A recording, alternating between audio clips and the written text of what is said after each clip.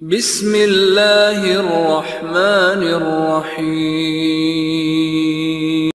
ونستعينه ونستغفره ونعوذ بالله من شرور أنفسنا وسيئات أعمالنا من يهده الله فلا مضل له ومن يضلل فلا هادي له وأشهد أن لا إله إلا الله وحده لا شريك له وأشهد أن محمدا عبده ورسوله أما بعد فإن خير الحديث كتاب الله وخير الهدي هدي محمد صلى الله عليه وسلم وشر الأمور محدثاتها وكل محدثة بدعة وكل بدعة ضلالة وكل ضلالة في النار. أعوذ بالله من الشيطان الرجيم. بسم الله الرحمن الرحيم. من عمل صالحا منكم من ذكر أو أنثى وهو مؤمن فلنحيينه حياة طيبة ولنجزينهم أجرهم بأحسن ما كانوا يعملون. وقال سبحانه وتعالى ومن أعرض عن ذكري فإن له معيشة ضنكا ونحشره يوم القيامة أعمى قال رب لم حشرتني أعمى قال كذلك أتتك آياتنا فنسيتها وكذلك اليوم تنسى. وقال النبي صلى الله عليه وسلم من أصبح منكم آمنا في سربه معافا في جسده عنده قوت يومه فكأنما حيزت له الدنيا بحذافيرها وكما قال النبي صلى الله عليه وسلم. وقال عليه الصلاة والسلام إن العبد لا يحرم الرزق بذنب يصيبه وكما قال النبي صلى الله عليه وسلم. وقال عليه الصلاة والسلام يقول الله سبحانه وتعالى يا ابن آدم تفرغ لعبادتي أملأ صدرك غنى إلى آخر الحديث. وقال شيخ الإسلام ابن تيمية رحمه الله تعالى ألا إن في الدنيا جنة كما أن في الآخرة جنة من لم يدخل جنة الدنيا لم يدخل جنة الآخرة أو كما قال رحمه الله تعالى. مسجد محمدی اہل حدیث گومتی پور احمد آباد کے قابل احترام ذمہ داران اراکین منتظمین اور خصوصیت کے ساتھ اس مسجد کے فاضل امام و خطیب برادر عزیز شیخ شاہد سنابلی حافظہ اللہ، آپ تمام قابل احترام بزرگوں نوجوان ساتھیوں قابل احترام اور بہنوں عزیز بچوں، سعادت کی بات ہے، میرے لیے شرف کی بات ہے کہ آپ سے اس مسجد میں ایک سے زیادہ ملاقاتیں اس سے پہلے بھی ہوئی ہیں اور آج پھر یہ سعادت اللہ تبارک و تعالیٰ مجھے عطا فرما رہا ہے کہ آپ سے ملاقات ہو رہی ہے. یہ رشتہ ایمان کا ہے، یہ رشتہ اللہ کی کتاب کا، نبی کریم صلی اللہ علیہ وسلم کی سنت کا، حضرات صحابہ کرام، تابعین، تبع تابعین، خیر القرون جنہیں ہم کہتے ہیں، اور ان کے نقش قدم پر چلنے والے ائمہ علماء کا جو منہج اور جو راستہ تھا، اس نسبت سے اللہ تبارک و تعالیٰ نے اس ملاقات کی توفیق عطا فرمائی ہے. اللہ سے دعا کرتے ہیں کہ اللہ تبارک و تعالیٰ اس مشن کو، اس منہج کو اللہ تبارک و تعالیٰ ہمیشہ بہت ہی زیادہ فکر مندی کے ساتھ، سنجیدگی کے ساتھ سمجھنے اور اس کی اصالت کو، اس کی حقانیت کو بہت اچھی طرح سے ذہن و دماغ میں بٹھانے، ازبر کرنے کی توفیق عطا فرمائے اور اسے سنبھالنے کی، اسے بچانے کی، مختلف فتنوں سے، مختلف آزمائشوں سے اور مختلف انداز سے اسے ضائع کرنے والے اسباب سے بچانے کی توفیق عطا فرمائے. آمین رب العالمین. آج کیا جو یہ ماہانہ اجتماع ہے یا اس کا پروگرام ہے، اس پروگرام میں آپ کے لیے کس عنوان کا انتخاب ذمہ داران نے، احباب نے کیا ہے وہ آپ نے سنا. زندگی میں سکون ضائع کرنے والے اسباب، زندگی میں سکون، اطمینان برباد کرنے والے اسباب کیا ہیں؟ یہ عنوان بہت لمبا ہے اور زندگی میں جتنی مشکلات ہیں اور جتنی بھی سکون کی بربادی کی باتیں ہم اور آپ کہہ سکتے ہیں یا مختلف زبانوں سے سن سکتے ہیں، ان تمام سکونوں کی بربادی کا یہ عنوان ہے. اور ظاہر ہے کہ اس کا مختصر بھی جواب ہے، شارٹ میں، چند لفظوں میں، اور تفصیل سے بھی بہت زیادہ لمبا چوڑا جواب بھی ہے. تو ہم کوشش کریں گے کہ بہت اختصار کے ساتھ جو جواب ہے اسے بھی سمجھ لیں. اسباب کیا ہیں، بنیادی سبب کیا ہے، اور پھر اس کے بعد بہت سارے اسباب میں سے چند اسباب، وقت کی اجازت جتنی ہو اس کے اعتبار سے 2، 4، 6 اسباب بھی ہم سمجھ لیں کہ آخر کیا اسباب ہیں. لیکن ان سب سے پہلے ہمیں اور آپ کو ایک بات بنیادی طور پر سمجھنے کی ضرورت ہے. یہ جو عنوان ہم نے آپ نے رکھا زندگی میں سکون کے برباد کرنے والے اسباب کیا ہیں، تو اب مسئلہ یہی ہے کہ کون سی چیز کو سکون کہتے ہیں اور کس چیز کو سکون کی بربادی کہتے ہیں۔ ایسا تو نہیں کہ ہم نے پتہ نہیں کس چیز کو سکون سمجھ رکھا ہے اور اس کے برباد ہونے کو ہم بہت زیادہ فیل کر رہے ہیں، تو جاننا چاہتے ہیں کہ بھئی کیوں برباد ہو رہا۔ تو سب سے پہلے یہی جاننا ضروری ہے کہ زندگی کا سکون اصل ہے کیا، زندگی کا اصل اطمینان کیا ہے، کیونکہ دنیا کا ایک بہت بڑا طبقہ ایسا ہے جو نہ جانے کس چیز کو سکون سمجھتا ہے، نہ جانے کس سکون میں رہنا چاہتا ہے، نہ جانے کس سکون کی تلاش میں ہے، اور جہاں اصل سکون ہے اس سے دور ہے وہ۔ تو سکون اور سکون کا سرچشمہ، سکون کا خزانہ اور سکون کا سورس اور جو مرجع ہے اس سے پورے طور پر بیگانہ ہے اور اسے ہٹ کر کے سکون کی تلاش کر رہا ہے۔ تو اس کے یہاں سکون کی ڈیفینیشن کچھ اور ہے۔ ہم اور آپ پہلے یہ بھی جان لیں کہ آخر سکون کسے کہتے ہیں۔ اگر ہم اس کو ذرا سا شریعت کی اصطلاح کی طرف جائیں تو شریعت کی اصطلاح میں، اللہ کے کلام کی آیات میں، اللہ کے نبی علیہ السلام کی احادیث میں اس سلسلے میں کم باتیں نہیں ہیں، بہت زیادہ باتیں ہیں، بہت ساری باتیں ہیں، جزویات ہیں۔ ایک نقطے پر ہمیں اللہ کا کلام، اللہ کے نبی علیہ السلام کا فرمان بتلاتا ہے، سمجھاتا ہے کہ یہ دیکھو سکون ہے اور اس وجہ سے سکون تمہارا ضائع ہو رہا ہے، یہ دیکھو اطمینان ہے اور یہ اطمینان تمہارا فلاں وجہ سے ضائع ہو رہا، غارت ہو رہا ہے۔ تو ہمیں بہت تفصیل سے اللہ تبارک و تعالیٰ کی کتاب اور نبی علیہ السلام کی سنت میں بتلایا گیا۔ اور ایک بات اور یاد رکھیں، یہ سکون جس کی ہم بات کر رہے ہیں جو برباد ہو رہا ہے، یہ سکون پریکٹیکلی دنیا میں رہ چکا ہے، یعنی یہ سکون رہا ہے دنیا کے اندر۔ ایک طبقہ، پہلا بیچ نبی کے صحابہ کا سکون میں تھا، تابعین سکون میں تھے، تبع تابعین سکون میں تھے، ان کے راستے پر چلنے والے سکون میں تھے۔ اس لیے بہت بڑا پیچیدہ مسئلہ بھی نہیں ہے کہ ہم جانے کہ سکون کہتے کس کو ہیں۔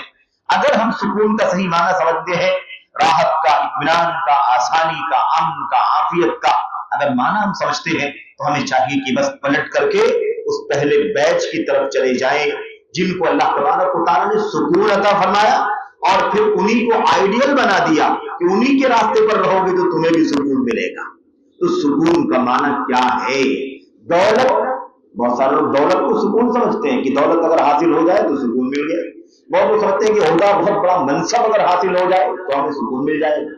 کوئی آدمی سمجھتا ہے کہ میں مثال کے طور پر سیاسی مناصب میں سے کسی اونچے منصب پر فائز ہو جاؤں تو مجھے سکون مل جائے گا، راحت مل جائے گی۔ تو لوگوں کے الگ الگ نظریات ہیں جس کے اعتبار سے لوگ اس کو سکون اور اطمینان سمجھتے ہیں، لیکن اللہ تبارک و تعالیٰ کے دین میں کچھ اور فارمولہ ہے۔ بہت زیادہ دولت مند بھی ہے لیکن اصل سکون اس کے پاس نہیں ہے تو دولت کے باوجود اسے سکون نہیں، یعنی دولت ہے لیکن پھر بھی سکون کی تلاش کر رہا ہے۔ کیا سمجھتے ہیں آپ کہ دنیا میں کسی کے پاس بہت زیادہ دولت ہے تو سکون میں ہے؟ کتنے زیادہ دولت مند لوگ ہیں جن کو انجیکشن کے بغیر نیند نہیں آتی ہے، کتنے ایسے سارے لوگ ہیں جن کو اتنا ٹینشن ہے، اتنا ڈپریشن ہے، اتنی الجھن ہے زندگی میں کہ بغیر ڈاکٹر کے علاج کے، بغیر ٹیبلٹ لیے ہوئے ان کو نیند نہیں آتی ہے۔ کتنی راتیں گزر جاتی ہیں اس کو نیند نہیں آتی ہے۔ کیا دولت نہیں اس کے پاس؟ بے انتہا دولت ہے اس کے پاس، دولت کا انبار ہے، گاڑی ہے، اچھا گھر ہے، اسباب زندگی ہے، وسائل ہے، عہدہ ہے، منصب ہے، اسٹیٹس ہے، سماج میں اس کا نام ہے، چرچا ہے، لوگ اس کا تذکرہ کر رہے ہیں اور اپنی آنکھوں سے لوگ اس کی خبریں میڈیا کے پردوں پر دیکھ رہے ہیں۔ ایسا آدمی ہے لیکن اس کے باوجود اس کی زندگی میں سکون نہیں ہے۔ تو سکون کسی اور چیز کا نام ہے۔ ہمیں انشاءاللہ تبارک و تعالیٰ سب سے پہلا نقطہ یہی جاننا ہے اور پھر اس کے بعد میں مختصر جواب اور اس کے بعد کچھ نقاط اور کچھ پوائنٹس پر اس کا تفصیلی جواب میں آپ سے عرض کرنا چاہوں گا۔ اور یہ ہم نے شروع میں کہا کہ یہ بہت لمبا موضوع ہے، بس یہ سمجھیں کہ اس کا خلاصہ اور نچوڑ ہے، اس کا مقدمہ ہے، ایسا سمجھ کر کے آپ چلیں۔ اللہ کے کلام کی ایک دو آیتیں آپ کے سامنے پڑھی گئی ہیں، نبی کریم صلی اللہ علیہ وسلم کی ایک دو حدیثیں آپ کے سامنے پڑھی گئی ہیں، اور بہت ساری آیتیں ہیں، بہت ساری حدیثیں، ان میں سے چند ہیں جو آپ کے سامنے پڑھی گئی۔ آئیے ذرا دیکھتے ہیں اللہ تبارک و تعالیٰ ان آیات میں کیا فرماتا ہے اور اللہ کے نبی علیہ السلام ان حدیثوں میں کیا فرماتے ہیں۔ اس سے ہمیں یہ بات معلوم پڑے گی کہ اصل میں سکون، اطمینان، راحت کہتے کس کو ہے، اور یہ بھی پتا چلے گا کہ سکون اور اطمینان کا معنی جو کچھ ہے اس کا سرسری طور پر सबब क्या है? अगर वो गायब हो जाता है, वो सुकून नहीं मिलता है, तो उसके असबाब में बुनियादी असबाब, मरकजी असबाब क्या है? हमने एक आयत करीमा पढ़ी, अल्लाह तबारक व तआला उसके अंदर फरमाता है, मन अमिला सालिहन मिनकुम मिन ज़करिन औ उन्सा व हुवा मुमिन। अच्छा, मैं ये बात और कह रहा था, वो बात फिर आगे निकल गई कि ये जो सुकून राहत का हमने उन्वान उर्दू में दिया है, अगर शरीयत की इस्तिलाह में जाए तो इसको हम दो लफ्जों में समझ सकते हैं। एक है सादत, सादत जिसको हम नेक बख्ती कहते हैं, नेक बख्ती, मजा, जिंदगी का लुत्फ, और जिसको हम वही कह लेते हैं सको सुकून है, राहत है, और इंसान आफियत में है, इंसान अमन में है, इंसान खुशो खुर्रम है, इंसान फरहत इंबिसात की जिंदगी गुजार रहा है। और इसके बिल अक्स यानी इसकी जिद एक लफ्ज है जिसको शकावत कहते हैं, जिसको उर्दू में बदबख्ती कहते हैं, फारसी में उर्दू में बदबख्ती कहते हैं। यही जो शकावत है ना, शकावत, बदबख्ती, असल में इसी उन्वान को यूं समझे कि उर्दू में ये नाम दिया जाएगा। अगर अरबी में नाम देना हो तो असबाब शका, शकावत और बदबख्ती के असबाब क्या है, और उसी को उर्दू में उन्वान देना हो तो क्या उन्वान बन जाएगा? उन्वान बन जाएगा जिंदगी का सुकून, जिंदगी की राहत बर्बाद करने वाली चीजें कौन सी हैं। तो शकावत और सआदत ये बहुत बुनियादी मसला है। हम जब पैदा नहीं हुए थे ना, हम जब 40 दिन नुत्फे की हालत में, 40 दिन जमे हुए खून अलका की हालत में, 40 दिन मुज़गा गोश्त के लोथड़े की हालत में, ये 40 120, इसी को 4 महीना कहा जाता है। ये 4 महीने अल्लाह के नबी सल्लल्लाहु ने फरमाया कि जब 4 महीने हो जाते हैं ना, तो उसके बाद एक फरिश्ता अल्लाह तबारक व तआला की तरफ से भेजा जाता है जो मुवक्कल यानी उसी बच्चे पर जो नुत्फे जमे हुए खून और उसके बाद गोश्त के लोथड़े की शक्ल में आगे आगे के मरहले तय कर रहा है, और उसका वक्त मुकर्रर आएगा तो दुनिया में आंखें खोलेगा और वो पैदाइश के मरहले से गुजरेगा। अल्लाह के नबी सल्लल्लाहु अलैहि वसल्लम ने फरमाया कि एक फरिश्ते को भेजा जाता है, अल्लाह तबारक व तआला एक फरिश्ता भेजता है, और उसके बाद उसकी जिंदगी के बारे में चंद चीजें नोट कर दी जाती हैं। जिंदगी में हमारी और आपकी जिंदगी में सुकून और राहत को बर्बाद कर देने वाले असबाब क्या हैं, ये बुनियाद है। जिंदगी की बात चल रही है, जिंदगी का आगाज जब हुआ है, जब जिंदगी के असबाब का, जिंदगी के आगाज का प्रोसेस यानी उसका सिलसिला जो होता है, कतरे, एक पानी के कतरे से शुरू होकर, और उसके बाद जब हम आंखें खोलते हैं दुनिया में, अल्लाह के नबी ने फरमाया 4 महीना जब मुकम्मल होता है तो फरिश्ते को अल्लाह तबारक व तआला भेजता है, फयक्तुबु अजलहु व अमलहु, है ना, फयक्तुबु अमलहु व अजलहु व शकीयुन अम सईद। अल्लाह तबारक व तआला उसकी 4 बातें नोट कर देता है, 4 बातें लिखवा देता है, और सबसे बुनियादी बात उसमें यह है कि अल्लाह तबारक व तआला यह भी लिख देता है कि वो शकी होगा या सईद होगा, उसकी जिंदगी में राहत सुकून रहेगा या उसकी जिंदगी में राहत सुकून नहीं रहेगा। ये अकीदा, ये पहली चीज है, ये पहली चीज है। अगर हमने इस मसले को नहीं समझा तो फिर हम दुनिया भर के असबाब इकट्ठा कर लें, इसके जरिए से हम पता लगाना चाहें और अपने आप को जिंदगी के सुकून में रखना चाहें, जिंदगी के अंदर बेचैनी बेसुकूनी से बचना चाहे, तो भी हम नहीं बच सकते, क्योंकि हमारा ईमान होना चाहिए। जिंदगी में अगर उलझन है, जिंदगी में बेचैनी है, जिंदगी में सुकून नहीं है, तो इसका एक बड़ा जवाब यह है कि अल्लाह तबारक व तआला का मुकद्दर का फैसला ही कुछ ऐसा है। अगर तकदीर पर से ईमान हटा तो दुनिया के सारे असबाब इकट्ठा करने के बावजूद भी हमें जिंदगी का सुकून नहीं मिलेगा। अगर रोजी कम है, अल्लाह के फैसले पर राजी रहो, सुकून में रहोगे। अगर दौलत कम है, अल्लाह के फैसले पर राजी रहो, अल्लाह तबारक व तआला के फैसले पर राजी रहो, सुकून में रहोगे, इत्मीनान में रहोगे। अल्लाह के नबी सल्लल्लाहु अलैहि वसल्लम की सारी हदीसें यहाँ पर आती है और पढ़ना चाहिए, लेकिन वक्त कम है। अल्लाह के नबी ने फरमाया, अगर तुम किसी को देखो कि ज्यादा दौलतमंद है तो उसकी तरफ न देखो, उसे मुतासिर मत हो, वलाकिन उनजुर इला मन अस्फल मिनकुम, उनको देखो जो तुमसे कम दौलत वाले हैं। फइन्नहु अजदर, अल्लाह के नबी ने फरमाया, अल्लाह तज़दरु निअमतल्लाहि अलैकुम, क्योंकि अगर तुम ऊपर वाले को देखोगे तो जो नेमत तुम्हारे पास है, जो माल दौलत असबाब बीवी बच्चे घर दुकान मकान जो भी है तुम्हारे पास, जो भी कम ज्यादा है, तो उस नेमत की कदर करोगे। अगर ऊपर वाले को देखोगे तो कदर नहीं करोगे, सोचोगे ये क्या है, मेरे पास क्या चीज, ये देखो करोड़ों के अरबों के मालिक हैं और मेरे पास तो कुछ भी नहीं, 10,000 का आदमी नहीं, 20,000 का आदमी नहीं हूं, मेरे पास तो अच्छा घर भी नहीं, मेरे पास तो गाड़ी भी नहीं, मेरे पास तो कोई होदा मनसब भी नहीं, मेरी क्या हैसियत है। यानी अल्लाह ताला की जो नेमत आपको मिली है आप उसकी कदर नहीं करेंगे। लेकिन अगर आप नीचे वाले को देखेंगे तो आप अल्लाह ताला की नेमत की कदर करेंगे। आप सोचेंगे ये देखो अल्लाह ने मुझे एक छोटे से घर से ही मुझे छोटे से घर से नवाजा है, मेरे पास महंगी गाड़ी नहीं है लेकिन मेरे पास चलो ठीक है मोटरसाइकिल है, या मिसाल के तौर पर कोई छोटी सस्ती गाड़ी है अल्हम्दुलिल्लाह है। तो कितने सारे लोग हैं जो पैदल चलने पर मजबूर हैं, जिनके पास अपना घर नहीं है, जो किराया देने की ताकत नहीं रखते, जिनकी आमदनी 5,000 10,000 भी नहीं है, 2,000 1,000 भी नहीं। तो आपको अल्लाह ताला जो नेमत अता फरमाई है आप उसकी कदर करेंगे। इसलिए तकदीर पर ईमान ये मोमिन के यहाँ अगर मौजूद है तो ये सबसे बड़ा सबब है कि इंसान की जिंदगी में सुकून और राहत रहेगा, क्योंकि उसको अल्लाह के फैसले पर इत्मीनान रहेगा। अल्लाह ने मेरे लिए यही फैसला किया है, अल्लाह खूब जानता है कि मेरे लिए यही बेहतर है। अल्लाह तूने दुनिया मुझे कम दी है लेकिन तुझसे दुआ है कि मुझे इसके बदले में आखिरत की नेमतें अता फरमा देना। तो जिंदगी की सुकून और राहत के बारे में एक बुनियादी बात शुरू में सुन ले।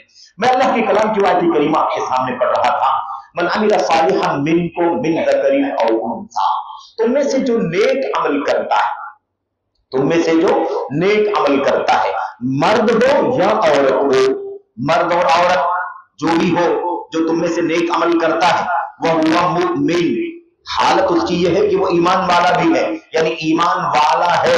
ईमान की हालत में जो नेक अमल करता है मर्द है या औरत है।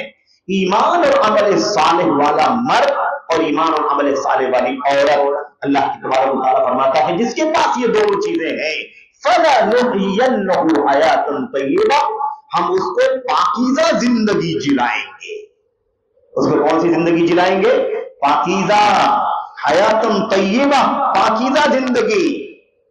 पाकीज़ा जिंदगी ये तो ऐसा जामे लफ्ज है कि इसके अंदर सुकून भी है, इसमें इत्मीनान भी है, इसमें राहत भी है, इसमें अमन भी है, इसमें आफियत भी है, इसमें सेहत भी है, इसमें खुशहाली भी है, इसके अंदर कोई टेंशन नहीं, डिप्रेशन नहीं, फिक्रमंदी नहीं। ये लफ्ज अल्लाह ने इस्तेमाल फरमाया हयातन तय्यिबा, नेक अमल और ईमान है तो हम उसे पाकीज़ा जिंदगी जिलाएंगे।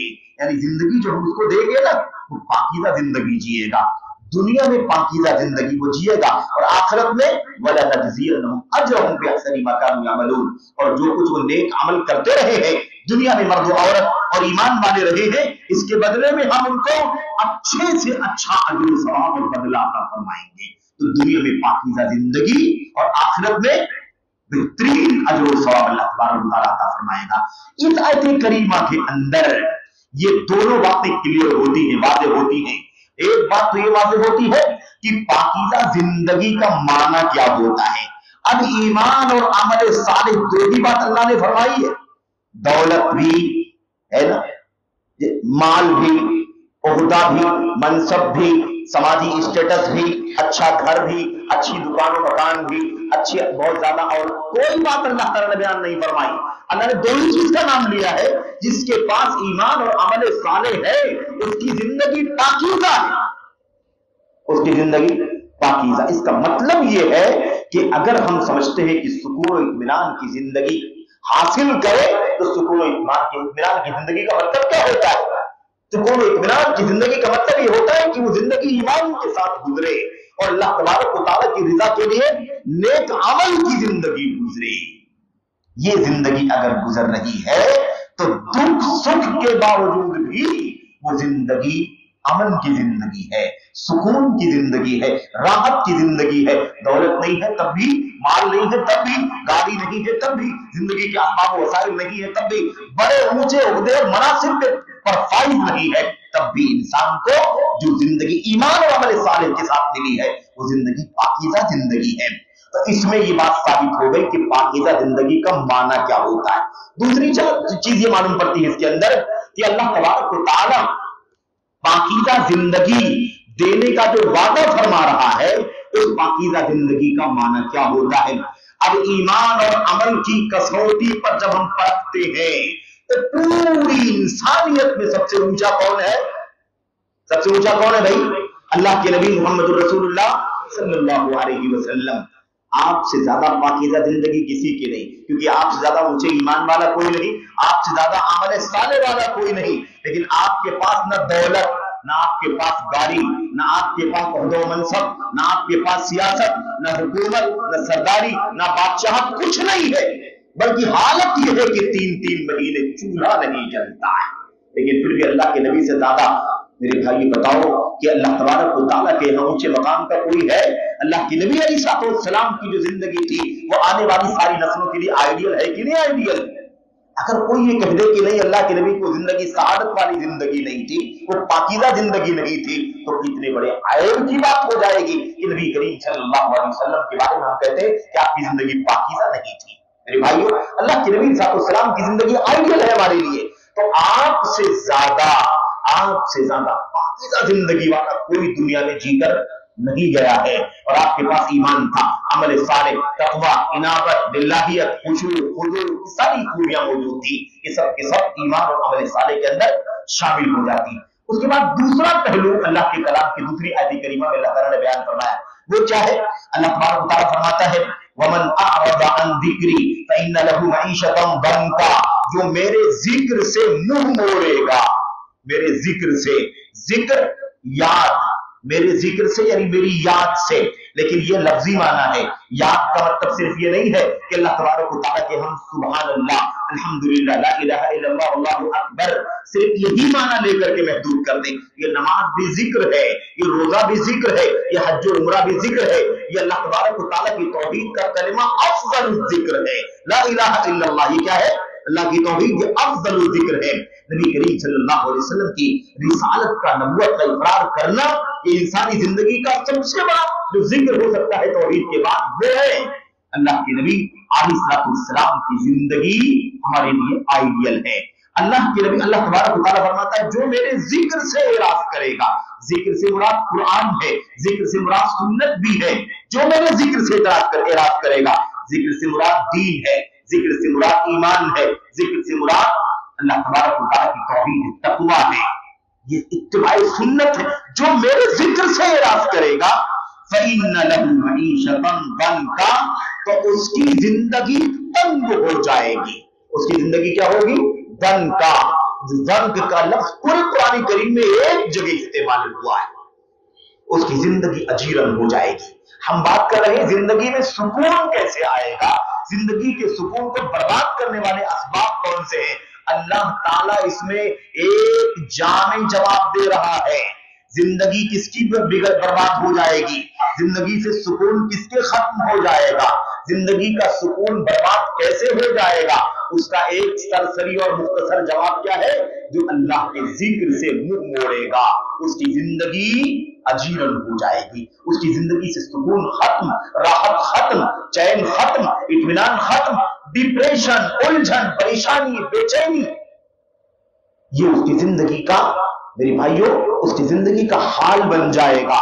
اللہ تعالیٰ صاف فرماتا ہے جو میرے ذکر سے اعراض کرے گا، میرے دین سے دوری اختیار کرے گا، اللہ تبارک و تعالیٰ کے دین کو زندگی میں نافذ نہیں کرے گا، اللہ فرماتا ہے اس کی زندگی اجیرن ہو جائے گی۔ فَإِنَّ لَهُ، یقیناً اس کے لیے تنگ زندگی ہے، الجھن والی زندگی ہے، سکون اور چین سے دور زندگی۔ اور کیا فرمایا؟ یہ تو دنیا میں اس کی زندگی اجیرن ہو جائے گی، مرنے کے بعد بھی جس کی زندگی دنیا میں بری ہے اور اللہ تعالیٰ کی نافرمانی کی وجہ سے اس کی زندگی میں سکون نہیں ہے، نہ دنیاوی سکون ہے اور نہ کل قیامت کے دن آخرت میں سکون رہے گا، کیونکہ اللہ تبارک و تعالیٰ کا یہی وعدہ ہے، یہی وعید ہے۔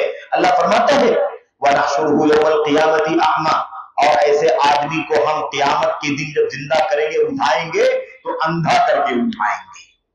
اس زندگی میں اس کے پاس مال ہے، دولت ہے، آنکھ ہے، ناک، کان، سب ہے، زندگی میں ساری اللہ کی نعمتوں سے فائدہ اٹھا رہا ہے، اس کے پاس اسباب ہے، اس کے پاس دولت کا انبار ہے، اس کے پاس بڑا سیاسی عہدہ اور منصب، سب کچھ ہے اس کے پاس، لیکن وہ اللہ کے ذکر سے اعراض کرتا ہے، تو اللہ تعالیٰ نے فرمایا اس کی زندگی تنگ ہو جائے گی، اور اسے قیامت کی دن اندھا کر کے اٹھائیں گے، اندھا کر کے اٹھائیں گے۔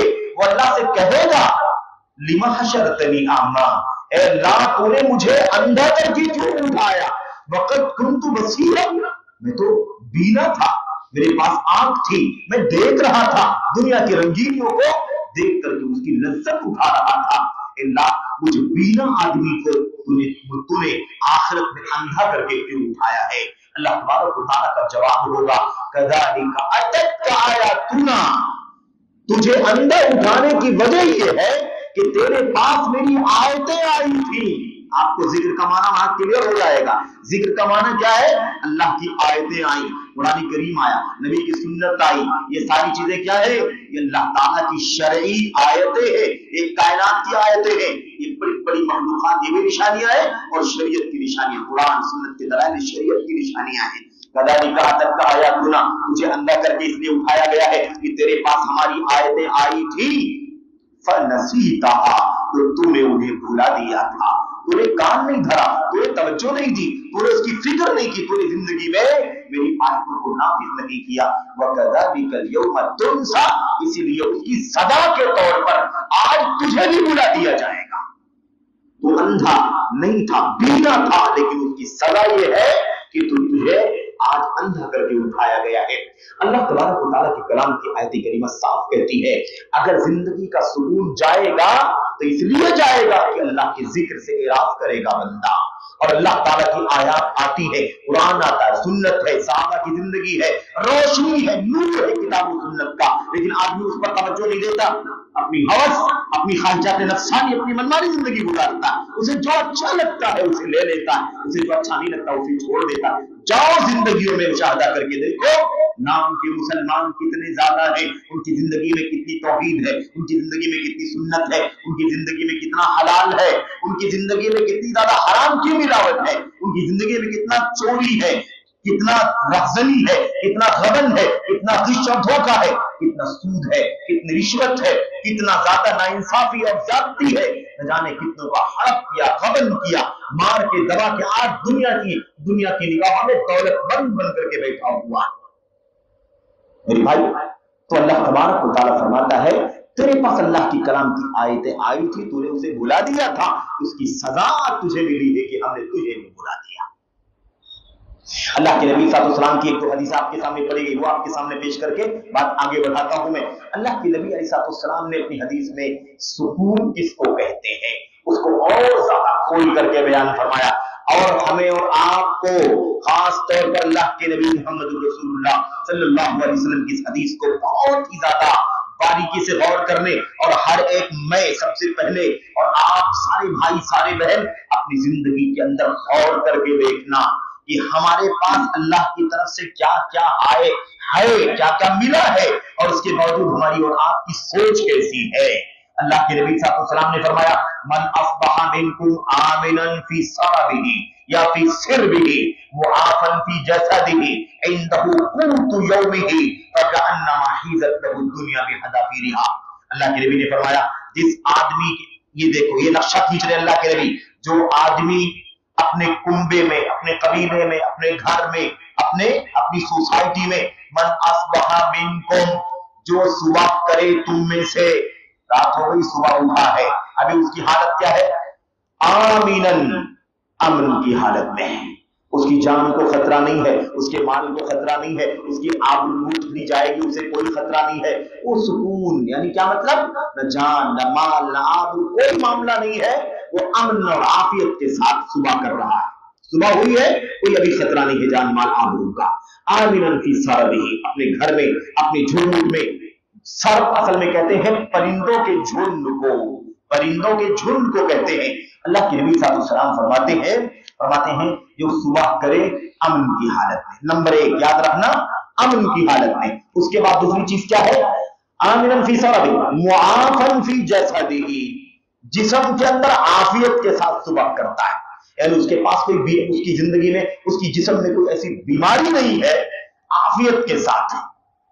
کوئی آدمی جھوج رہا، کسی کو آج کینسر کا مسئلہ ہے، کسی کے ساتھ شوگر کا بہت زیادہ مسئلہ ہے، کسی کے ساتھ اور کوئی ایڈز جیسی جان لیوا بیماری وغیرہ، سارے امراض ہیں دنیا کے اندر، اللہ کے نبی فرماتے ہیں جسم کے اعتبار سے عافیت کے ساتھ وہ صبح کر رہا ہے۔ نمبر دو، نمبر تین، اللہ کے نبی علیہ السلام نے فرمایا، تیسری بات کیا فرمایا اللہ کے نبی نے؟ عندہ قوت یومہ، اس کے پاس ایک دن کی خوراک، ایک دن کی کیا ہے؟ ایک دن کی غذا ہے، 3 ٹائم کھا لے گا بس۔ صبح میں کھانے کے لیے اس کے پاس ہے، دوپہر کا وقت ہوگا تو اس کے کھانے کے لیے ہے، شام ہوگی تو بھی اس کے پاس کھانے کے لیے، اگر 3 ٹائم کا کھانا، ایک دن کا کھانا خرچہ جس کو خوراک کہتے ہیں، ضروریات اس کے پاس موجود ہیں۔ یہ 3 باتیں اللہ کے نبی صلی اللہ علیہ وسلم نے بیان فرمائی۔ آپ فرماتے ہیں جس کے پاس یہ 3 چیزیں ہیں، اور تینوں چیزیں بڑی اہم ہیں۔ پہلی چیز کیا ہے؟ امن، خوف، ڈر نہیں ہے نا، جان مال آبرو کا کوئی خطرہ نہیں۔ اور نمبر 2، اللہ کے نبی فرماتے بیماری نہیں، عافیت ہے، شفا ہے، الحمدللہ تندرستی ہے۔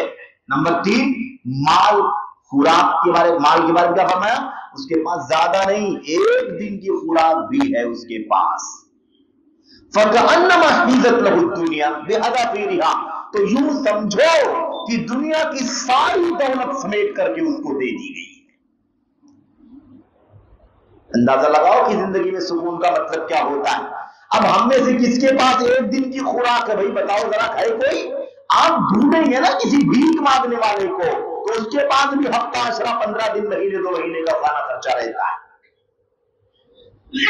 اور ہمارے پاس تو اتنی ساری نعمتیں، اچھا گھر، پھر بھی کہتے سکون نہیں، یہ پریشانی، وہ پریشانی، یہ شکوہ، وہ شکوہ۔ اللہ کے نبی فرماتے ہیں جس کے پاس امن ہے، خوف نہیں ہے، عافیت ہے جسمانی، کوئی جان لیوا تباہ کرنے والی بیماری نہیں ہے۔ نمبر 3، ایک دن کا کھانا خرچہ اس کے پاس موجود ہے، تو اس کو سمجھنا چاہیے کہ اللہ تعالیٰ نے پوری دنیا کی دولت اٹھا کے مجھے دے دیا ہے۔ کتنے ناشکرے ہیں ہم لوگ۔ تو میں بتانا چاہتا ہوں کہ اللہ کے نبی کی حدیث سے پتہ چلتا ہے، اس حدیث سے پتہ چلتا ہے کہ سکون کا معنی کیا ہوتا ہے۔ اب ہمارے پاس لاکھوں ہو تب بھی بیچے، کروڑوں ہو تب بھی ہم ہائے ماری، دوڑ بھاگ اور کیا کہتے ہیں اس کو، ناشکری، اللہ تبارک و تعالیٰ سے بدگمانی۔ کوئی پوچھے کیا حال ہے، کبھی اس کی زبان سے اللہ تعالیٰ کی شکریہ کے الفاظ نہیں نکلتے۔ تھوڑا بھی اگر اس کا کاروبار اونچ نیچ ہو گیا تو ایسے مایوسی کا جواب دیتا ہے۔ اس سے زیادہ اللہ تبارک و تعالیٰ نے کسی کو فقیر اور مسکین نہیں بنایا ہے۔ سکون کا معنی کیا مطلب ہے؟ یہ دیکھو، اگر ایک گھر ہے جس میں ہم امن کے ساتھ رہتے ہیں، جان مال آبرو سیف ہے، بیماری جان لیوا کوئی نہیں ہے، یہ سردی بخار کا مسئلہ نہیں ہے، تو زندگی کے عام مسائل ہیں، لیکن بڑی بیماری، کوئی ایسا روگ تو انسان کے لیے جان لیوا ہو سکتا ہے۔ اگر اس سے آدمی کو اللہ تعالیٰ نے سیو کر رکھا ہے اور ایک دن کا خرچہ ہے، تو سمجھ لو اللہ نے ساری نعمت اٹھا کر کے مجھے دے دیا ہے، آپ کو دے دیا، آپ کو دے دیا، آپ کو دے دیا ہے۔ یہ ہماری سوچ ہونی چاہیے۔ اللہ کے نبی محمد رسول اللہ صلی اللہ علیہ وسلم کی حدیثوں سے یہ ثابت ہو گیا کہ ہم اگر سمجھتے ہیں زندگی کا سکون کسے کہا جاتا ہے تو اتنا بھی نعمت ہے تو سکون میں ہے آپ، یہ بھی ہے ہمارے پاس، تو ہم کیا ہے؟ سکون میں۔ بس شرط ایک ہی ہے، وہ پہلی والی آیت میں ایمان ہونا چاہیے اور عمل صالح ہونا چاہیے۔ تو ایمان اور عمل صالح کی زندگی گزارتے ہیں، عافیت ہے، امن ہے، کوئی بیماری نہیں ہے جان لیوا، اور ایک دن کا بھی کھانا پینا ہے، تو ہم اللہ تبارک و تعالیٰ کی سمجھ لو کہ نعمتوں میں کھیل رہے ہیں، اللہ کی نعمتوں میں کھیل رہے ہیں، لطف اندوز ہو رہے ہیں۔ یہ ہماری اور آپ کی سوچ ہونی چاہیے۔ آج حالت یہ ہے کہ آدمی کا ذہن اس طرف نہیں جاتا کہ اس کی زندگی میں دین نہیں ہے، اس لیے سکون نہیں ہے۔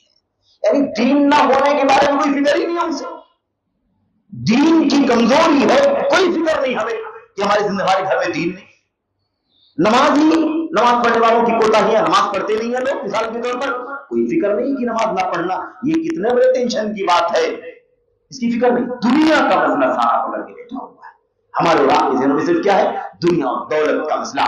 اللہ کے نبی محمد رسول اللہ صلی اللہ علیہ وسلم کی حدیثوں سے پتہ چلتا ہے اور اشارہ کیا گیا کہ اللہ کے نبی کے خود اپنی زندگی کیسی تھی اور آپ کے صحابہ کرام کی زندگی کیسی تھی۔ آئیے ذرا سا آگے بڑھ کر کے اس مسئلے میں داخل ہوتے ہیں۔ یہ سرسری جواب ہو گیا کہ اللہ کے ذکر سے، اللہ کے دین سے منہ موڑنا، اللہ کے دین سے منہ موڑنا، اعراض کرنا، دین کو زندگی میں نافذ نہ کرنا، ایمان والا نہ بننا، عمل والا نہ بننا، حلال حرام کی پابندی نہ کرنا، اس میں کوتاہیاں برتنا، یہ سب سے بنیادی طور پر یہ سبب ہے، سب سے بنیادی سبب ہے ہماری اور آپ کی زندگی میں سکون برباد کرنے کا۔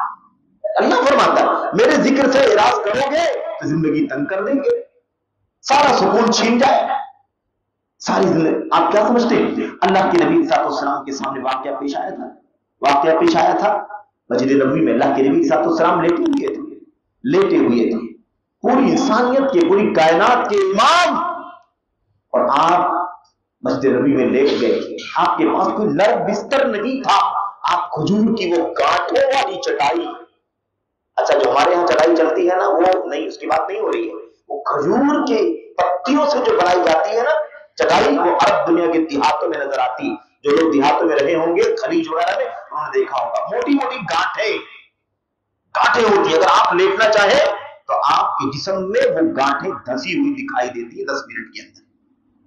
अल्लाह के नबी सल्लल्लाहु अलैहि वसल्लम लेटे हुए थे। उमर बिन खत्ताब दाखिल हुए मस्जिद नबवी के अंदर, अल्लाह के नबी सल्लल्लाहु अलैहि वसल्लम उठ करके बैठ गए।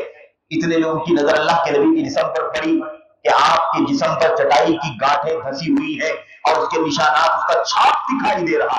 बेख्तियार रोने लगे उमर बिन खत्ताब रज़ियल्लाहु ताला, ज़बरदस्त रोने लगे। अल्लाह के नबी सल्लल्लाहु अलैहि वसल्लम ने पूछा, मायूब के गया या उमर रोते क्यों हो? क्या मसला हो गया कि रोने लगे? क्या मसला होगा? कोई मुसीबत है, कोई आफत है, कोई मुश्किल आ गई, क्यों रोने लगे? कहा अल्लाह के नबी कोई मुसीबत नहीं है, आपका जिस्म मुबारक देख रहा हूं कि मुझे रोना आ रहा है कि वो कैसर और किसरा जो काफिर है, मुशरिक है, यहूद और नसारा, दुश्मन है अल्लाह तबारक व तआला के, अल्लाह के दीन के दुश्मन है, बागी है अल्लाह तबारक व तआला की शरीयत के, और उनकी चारपाइयां सोने की है, उनके प्याले सोने के हैं, उनके बिस्तर हद दर्जा नरम मुलायम गालीचे हैं, वो अमन और राहत और सुकून की जिंदगी जी रहे हैं। और आप पूरी इंसानियत के इमाम हैं, आपको एक नरम चादर, एक नरम बिस्तर भी मैसर नहीं है। ये मंजर सोच करके देख करके मुझे रोना आ रहा है।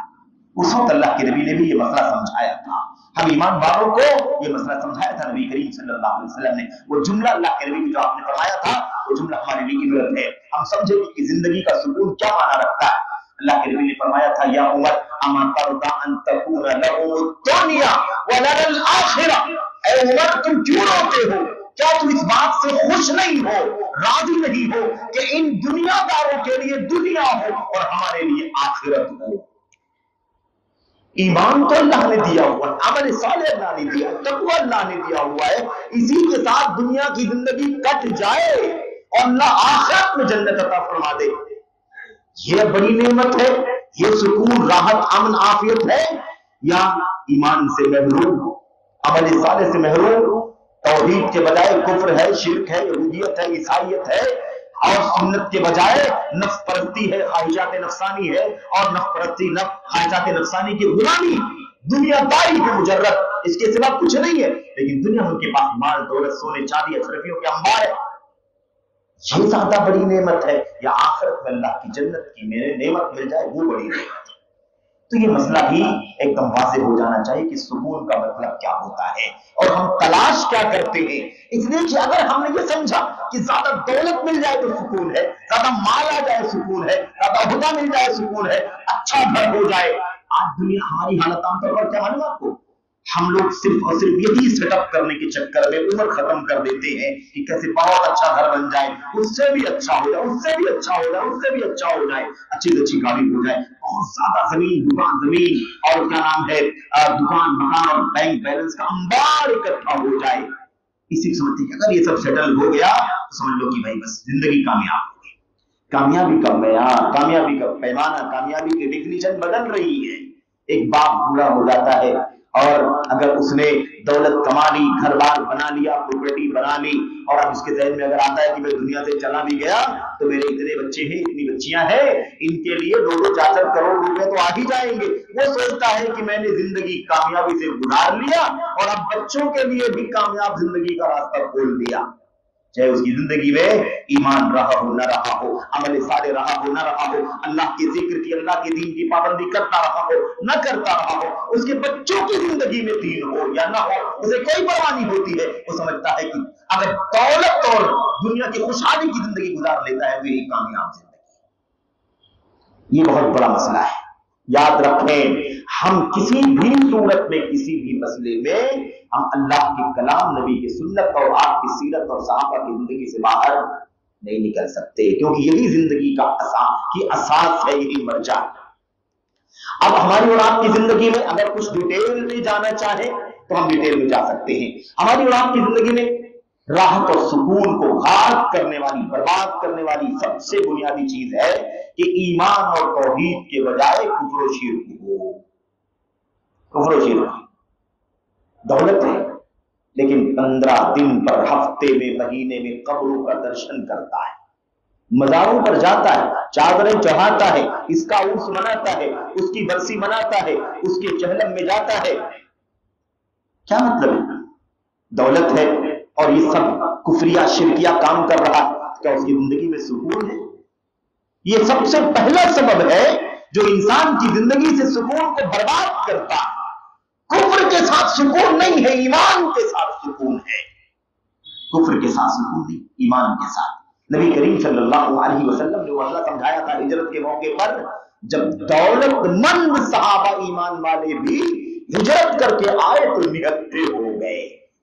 دولت تھی لیکن مشرکین مکہ نے چھین لیا، بچوں کو چھینا، ماں کو، بیوی کو چھینا، جو بھی کمایا تھا سب چھینا. کہاں کہاں ہجرت کر کے جا رہے ہو؟ اگر جاؤ گے ہجرت کر کے تو یاد رکھو شادی تم نے مکے میں کی تھی، یہ عورت مکے کی ہے، ہم نہیں لے جانے دیں گے. یہ بچے مکے کے ہیں، نہیں لے جانے دیں گے. تمہارا کاروبار مکہ میں تم نے کمایا ہے، اسے ہم نہیں لے جانے دیں گے.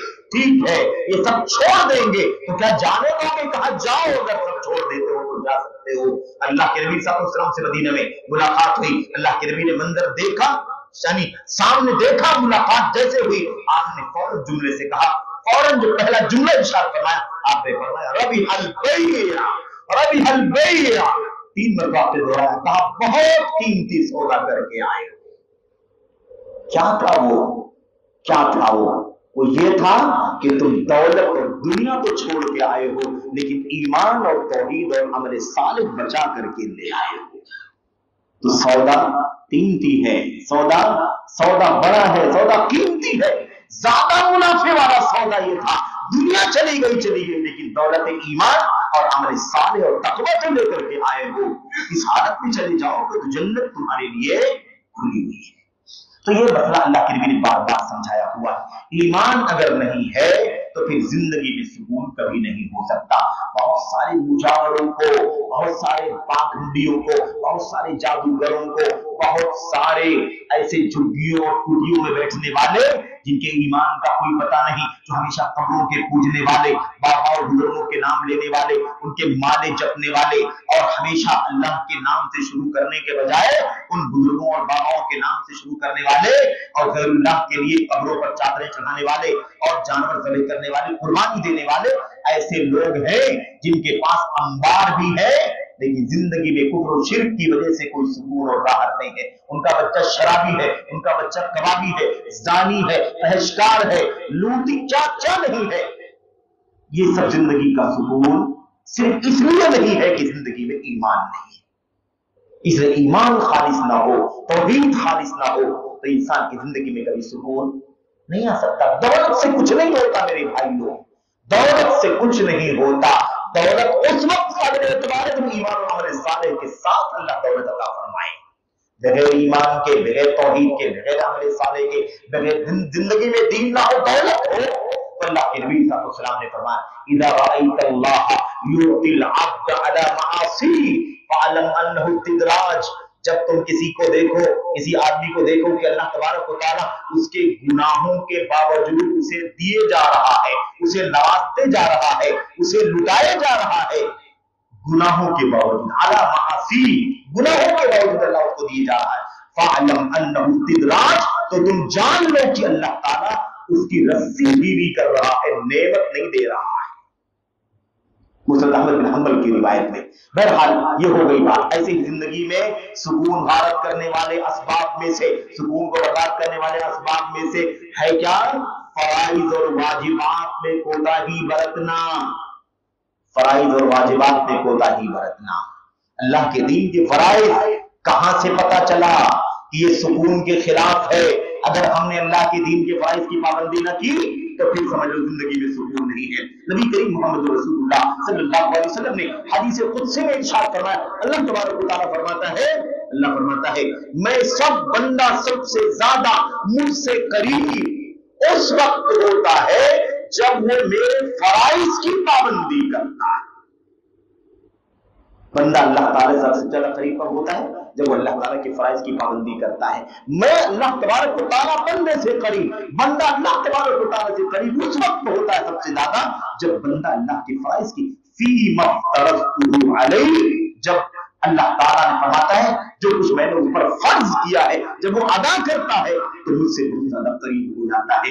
बताओ अल्लाह से करीब होगा तो सुकून होगा, अल्लाह से दूर होगा तो टेंशन और डिप्रेशन पैदा होगा। और याद रखो अल्लाह के नबी मुहम्मद रसूलुल्लाह सल्लल्लाहु अलैहि वसल्लम ने फरमाया था, अल्लाह तबारक व तआला फरमाता है, हदीस लंबी है, उसके दो तीन टुकड़े, दो तीन जुमले हमारे लिए बहुत ज्यादा कीमती है। अल्लाह तबारक व तआला फरमाता है अपने बंदे के बारे में, मन अतानी मन तकर्रबा इलैया शिब्रन, यहां से पढ़े, मन तकर्रबा इलैया शिब्रन तकर्रबतु इलैहि दिरान, जो एक बानिश्त मुझसे करीब आता है मैं एक हाथ उसके करीब आता हूं। अल्लाह से करीब आएंगे तो ही अल्लाह करीब आएगा, और अल्लाह करीब आए यानी अल्लाह ताला नेमतों से नवाजेगा, अमन सुकून राहत अता फरमा देगा, इत्मीनान अता फरमा देगा। तो अल्लाह के नबी क्या फरमाते हैं? अल्लाह फरमाता है जो बंदा मेरे पास एक बानिश आएगा, मुझसे करीब होगा, मैं एक हाथ उससे करीब होऊंगा। वमन तकर्रबा इलैया ज़िरान तकर्रबतु इलैहि बान, और जो एक हाथ मुझसे करीब आएगा मैं दो हाथ उससे करीब आऊंगा। अल्लाह के नबी फरमाते हैं, अल्लाह ताला फरमाता है वमन अतानी यमशी अतैतुहु हरवलतन, जो मेरी तरफ चल करके आएगा, अल्लाह का जो बंदा मेरी तरफ चल करके आएगा मैं उसकी तरफ दौड़ करके आऊंगा। देखा, अब जब अल्लाह तबारक व तआला के दीन को जिंदगी में हम नहीं रखेंगे तो कहां से अल्लाह तबारक व तआला से करीब होंगे और कहां अल्लाह तबारक व तआला हमें अपने से करीब करेगा। ये बहुत बुनियादी मसला है, बहुत बुनियादी मसला है। तो अल्लाह ताला के फराइज की पाबंदी होनी चाहिए। अगर हम समझते हैं कि वाकई जिंदगी में यार सब कुछ है लेकिन पता नहीं क्यों वो जो राहत होनी चाहिए नहीं है, नफ्सियाती उलझन, आज देख लो नफ्सियात के डॉक्टरों की इतनी लंबी लंबी फीस है कि आदमी कहता है कि सब कुछ है लेकिन पता नहीं कुछ समझ में नहीं आता कि क्या है, तबीयत में राहत नहीं लगती है। अब उसे 1000 सवाल करता है वो नफ्सियात का डॉक्टर, आपका सुबह का मामला, शाम का मामला, कारोबार में, ऑफिस में, चलते फिरते, गाड़ी पर, सवारी पर, पैदल, सारी कैफियत पूछता है कैसे इसकी नफ्सियाती बीमारी को मैं खत्म करूंगा। ये सब मामला क्या है? ये मामला सिर्फ यही है मेरे भाइयों कि अल्लाह तबारक व तआला से हम करीब नहीं है क्योंकि जिंदगी में फराइज नहीं है। एक आदमी नमाज पढ़ने में 4 टाइम की नमाज पढ़ने का आदी है, एक आदमी 3 टाइम का आदी, एक आदमी कभी पढ़ता नहीं पढ़ता है, एक आदमी अपनी जॉब के लिए अलार्म लगाता है 9 बजे का, 10 बजे का, उसे परवाह नहीं है, मुसलमान घर का आदमी है, मुसलमान बच्चा या मुसलमान है वो, और उसे फजर की नमाज के कोई परवाह नहीं है, फजर की नमाज के लिए नहीं उठता, सो रहा होता है, 8 बजे 9 बजे उसका अलार्म लगा होता है इसलिए कि उसको 10 बजे 11 बजे जॉब के लिए जाना है, और अब वो चाहता है कि जिंदगी में सुकून रहे। तो अल्लाह तबारक व तआला कहां से सुकून अता फरमाएगा?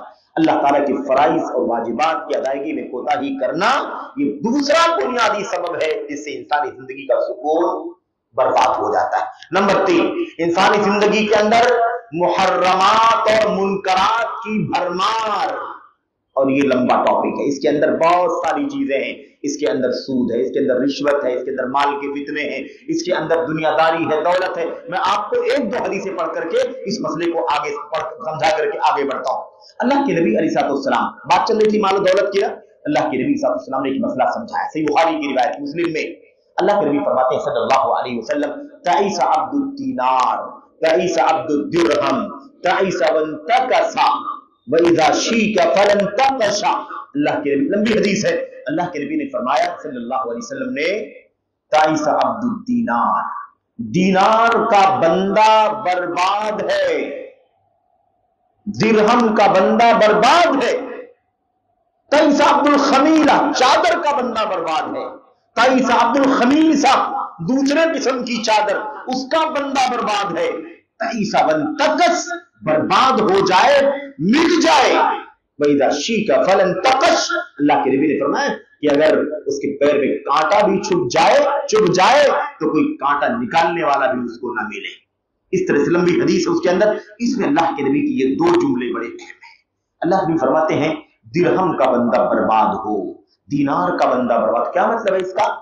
इसका मतलब ये है सिर्फ ये हदफ, ये टारगेट, कैसे दौलत आए, کیسے مال آئے، کیسے دولت آئے، کیسے یہ آ جائے، کیسے یہ کما لے، کیسے وہ کما لے، جس کی یہی فکر ہے وہ بندہ ہے درہم کا، دینار کا، وہ بندہ ہے دولت کا، وہ بندہ ہے مال کا، وہ بندہ ہے روپے پیسے کا، وہ بندہ ہے سونے چاندی کا۔ اللہ کے نبی نے اس قدر سخت تعبیر استعمال فرمائی، آپ نے فرمایا برباد ہو جائے، برباد ہو جائے، بدقسمت ہو جائے، محروم ہو جائے۔ تعیس کے معنی کیا ہوتے ہیں؟ تعاسہ کے معنی ہوتے ہیں بدقسمتی، محرومی، محروم ہو جائے جو درہم کا بندہ ہے، محروم ہو جائے جو دینار کا بندہ ہے، صرف مال کی لالچ، دنیا کی لالچ، اس کی خواہش، اس کی خواہش، اسی کا ہدف اس کے پاس، اس کے سوا اس کے پاس زندگی میں کوئی اور سوچ ہی نہیں۔ اور اللہ کے نبی نے فرمایا تھا اس حوالے سے، اور بھی کئی ایک روایتیں، آپ نے فرمایا تھا من کان ہمہ ہم الدنیا، جس کی ساری فکر دنیا کمانے کی بن جائے، اللہ تعالیٰ اس کی محتاجگی، اس کی فقیری، اس کی دونوں آنکھوں کے بیچ میں لکھ دیتا ہے۔ یعنی کیا مطلب؟ صرف دنیا کے پیچھے جو آدمی بھاگتا ہے، صرف دنیا، صرف دنیا، صرف دنیا، اللہ تبارک و تعالیٰ اس کی پیشانی پر فقیری لکھ دیتا ہے۔ یعنی کتنی بھی دولت حاصل کر لے لیکن فقیری اس کی ختم نہیں ہوتی، کتنا بھی حاصل کر لے ابھی بھی اس کو بے چینی، کتنا بھی حاصل کر لے ابھی بھی اس کو بے چینی، اس کو اللہ تبارک و تعالیٰ اس کے مقدر کا فقیر بنا دیتا ہے، اور پھر اس کی فقیری ختم نہیں ہوتی۔ اس کے برخلاف اللہ کے نبی نے فرمایا ومن کان ہمہ ہم الآخرہ، اور جس آدمی کی فکر آخرت کی فکر ہوتی ہے، آخرت کیسے بن جائے، ایمان کیسے ہو، توحید کیسے رہے، عمل صالح کیسے ہو، فرائض کی پابندی کیسے ہو، گناہوں سے کیسے بچے، دولت اگر ملے بھی تو حلال راستے سے ملے، اللہ تعالیٰ کے فرائض کی ادائیگی میں کوتاہی کر کے نہیں۔ اللہ کے نبی صلی اللہ علیہ وسلم نے فرمایا اللہ تبارک و تعالیٰ اس کی دولت کو، اس کی مالداری کو اس کی پیشانی پر لکھ دیتا ہے۔ یعنی اس کے پاس دولت نہیں بھی ہے، کم بھی ہے، تھوڑی پونجی بھی ہے، کام چلتا ہے صبح و شام، بس اس سے زیادہ بیلنس نہیں ہے اس کے پاس، تو بھی وہ دل کا غنی ہے، پرسکون زندگی گزار رہا ہے، نہ کسی کا قرضہ ہے، نہ کسی کی طرف سے تانے ملتے ہیں، نہ کسی کی طرف سے تقاضا ہے، نہ کسی کی طرف سے کوئی وارنٹ ہے، نہ کسی کی طرف سے کوئی شکایت ہے، پرامن زندگی گزارتا ہے، اس لیے کہ اللہ تبارک و تعالیٰ نے اس کی مقدر کو غنی اور مالدار بنا دیا ہے۔ یہ بنیادی چیز ہے۔ تو مال و دولت، صرف مال دولت، صرف مال دولت، اللہ کے نبی نے فرمایا صلی اللہ علیہ وسلم ایک دور آئے گا لا یبالی المال من این اخذ المال، آدمی پرواہ نہیں کرے گا کہ مال کہاں سے حاصل ہو، هل اخذه من حلال ام اخذه من حرام، وہ حلال سے حاصل کر رہا ہے یا حرام سے حاصل کر رہا ہے، اس کی پرواہ نہیں کرے گا، صرف پرواہ اس بات کی ہوگی کہ مال آئے کیسے۔ آج یہ حالت ہے، عام طور پر اللہ تبارک و تعالیٰ ہماری اور آپ کی حفاظت فرمائے، عام طور پر سماج پر نظر ڈالو تو ایسا لگتا ہے کہ عام طور پر لوگ سوچتے ہیں کیسے مال کمایا جائے، اور بہت سارے لوگ تو آگے بڑھ کے کہتے ہیں کیا آپ لوگ حلال حرام بار بار بات کرتے ہیں، یہ دیکھو دنیا کتنی ترقی کر رہی ہے اور ہم لوگ آج تک وہی حلال و حرام کے چکر میں پھنسے ہوئے ہیں۔ آگے بڑھو، حرام حلال کا چکر چھوڑو، یہ فلسفے، آگے بڑھو، آگے دنیا میں نظریہ ہے۔ ایک مومن تو اس طرح کی بات نہیں کرنا چاہیے، کیونکہ ہمارا ایمان ہی ختم، اگر ہم نے ساری دنیا کو، اپنی دنیا کو ہی اگر ہم نے سب کچھ بنا لیا تو یہ صرف دعوے، صرف اور صرف یہ نماز اور روزے اور ظاہری چیزیں یہ کس کام کی رہ جائیں گی میرے لیے، میرے بھائیوں، ہمارے اور آپ کے لیے۔ ایسے ہی زندگی میں سکون اور راحت کے ختم کرنے والے اسباب میں سے ایک بہت خطرناک سبب ہے نشہ۔ نشہ جہاں آ گیا، ڈرگز، مخدرات، منشیات، وہاں پھر زندگی میں کبھی سکون نہیں رہے گا۔ کیوں؟ اللہ کے نبی فرماتے ہیں کہ یہ تو ساری گندگیوں کی ماں ہے۔ تو ساری گندگیوں کی ماں ہے، اس کا استعمال کرنے سکون کہاں سے آئے؟ اللہ کے نبی نے فرمایا صلی اللہ علیہ وسلم نے دو تین الفاظ استعمال کیے، اس میں سے آپ نے فرمایا شر کلی، آپ نے فرمایا شر نہیں، اس کے پہلے اللہ کے نبی نے فرمایا صلی اللہ علیہ وسلم نے، آپ نے فرمایا ام الخبائث، ساری گندگیوں کی ماں۔ نمبر 2 رأس کل خطیئہ، ہر گناہ کی جڑ ہے یہ نشہ۔ اور تیسری چیز اللہ کے نبی صلی اللہ علیہ وسلم نے فرمایا کہ یہ تمام برائیوں کا آغاز ہے، اختتام ہے۔ یعنی اگر ساری برائیاں نہ آئیں، ایک برائی نشے کی آ جائے تو اس نشے کی وجہ سے انسان ساری برائیوں میں ملوث ہو سکتا ہے۔ सुनन सईद इब्न मंसूर में हजरत इमाम इब्न मंसूर ने रिवायत नकल की सही सनद के साथ हजरत उस्मान गनी रज़ी अल्लाह तआला अन्हु का वाकया खुतबे जुमा इरशाद फरमा रहे हैं। उस्मान गनी उसमें वो बयान करते हैं, कहते हैं पिछले जमाने का एक वाकया है, माजी का वाकया बयान करके मसले को समझाया। वाकया क्या था? एक शख्स के सामने कई ऑप्शन पेश कर दिए गए, भाई तुम्हारे सामने शराब से भरा हुआ गिलास, या तो तुम्हें शराब का जाम पी लो, या तुम्हारे पास ये तौरात है, इंजील है, इसे फाड़ करके फेंक दो, या इसे आग लगा दो, या ये खातून है इसके साथ बदकारी जिनाकारी कर लो, या ये बच्चा है मासूम है इसे कत्ल कर दो। इस तरह की 4-5 बड़े बड़े जराइम का ऑप्शन रखा गया, या तो कत्ल कर दे मासूम को, या तो जिनाकारी बदकारी कर ले, या तो अल्लाह की किताब तौरात इंजील को फाड़ दे या आग लगा दे उसे, और या तो शराब का जाम है एक गिलास वो पी ले। इसमें से कौन सा काम करेगा? उस्मान गनी कहते हैं उसने देखा कि अगर मैं कत्ल करूंगा तो कत्ल किया जाऊंगा, है कि नहीं? अगर मैं फाड़ दूंगा तो मुझ पर फतवे लगेंगे और न जाने क्या मेरा हाल करेंगे लोग, या अगर मैं बदकारी करूंगा तो उसकी सजा मुझे मिलेगी। उसके सबसे आसान उसे ये लगा कि शराब का जाम उठा करके पी ले। उसने शराब का जाम उठाया और पी लिया। उस्मान गनी कहते जब शराब का गिलास उठा करके पी लिया तो सारे काम किया उसने।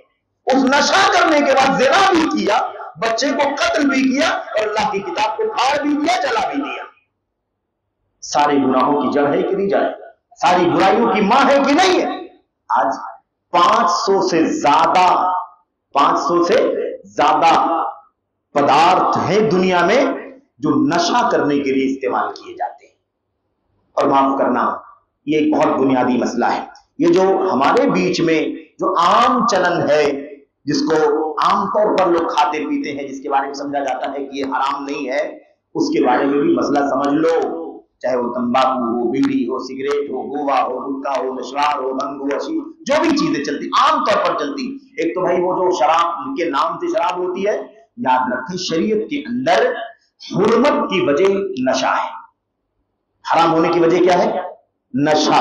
अगर नशा आता है तो जहां भी नशा आता है वो हराम हो जाए। आप सोचिए क्या है, एक जूस है, आम का जूस है ना, मिसाल के तौर पर अनार, किसी भी चीज का जूस है, फ्रूट का जूस है, उसको आप काट के खा लें, फ्रूट है आप उसको काट के खा लें, उसका जूस बना के खा लें, जैसे भी चाहे खा लें, कोई मसला नहीं। लेकिन वही चीज जो हलाल है, पाकीज़ा है और लजीज है, मरगूब है, अगर उसी में नशा आ जाए तो वही जो हलाल थी अब क्या हो जाएगी?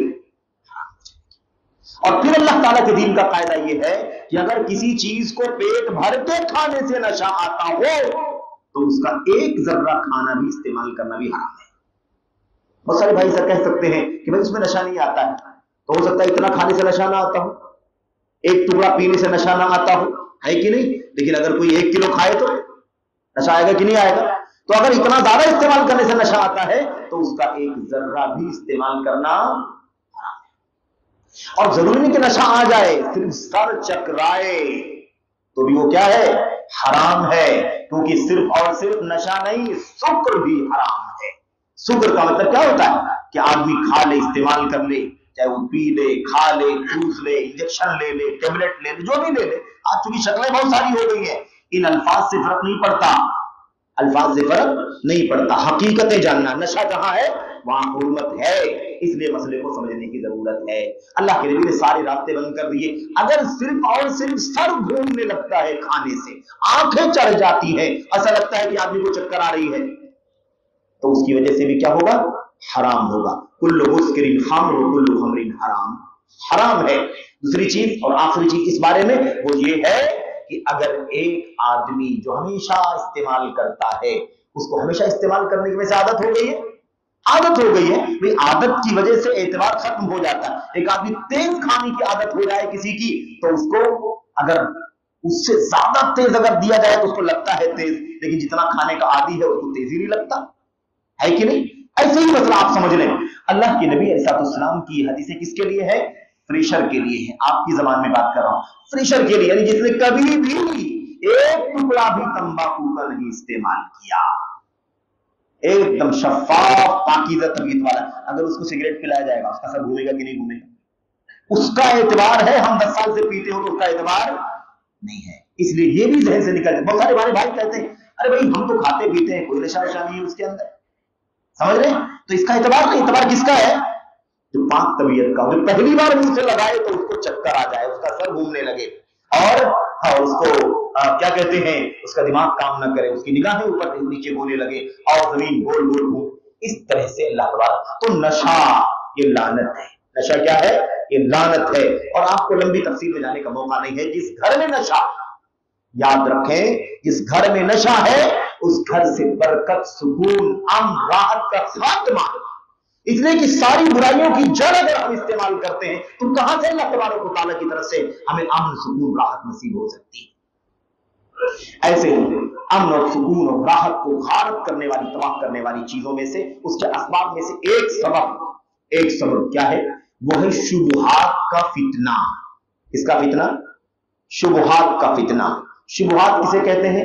شبہات کہتے ہیں علم کے معاملے میں, علم کے معاملے میں کنفیوژن, علم کے معاملے میں کنفیوژن. اور ایک شہوات کا فتنہ, خواہشات, زناکاری, بدکاری, فحاشی, فلمیں, ہے نا, عشق, معاشقہ, اور جو کچھ بھی آج کل سب چلتا ہے میڈیا وغیرہ کے ذریعے سے, یہ سب کیا ہے؟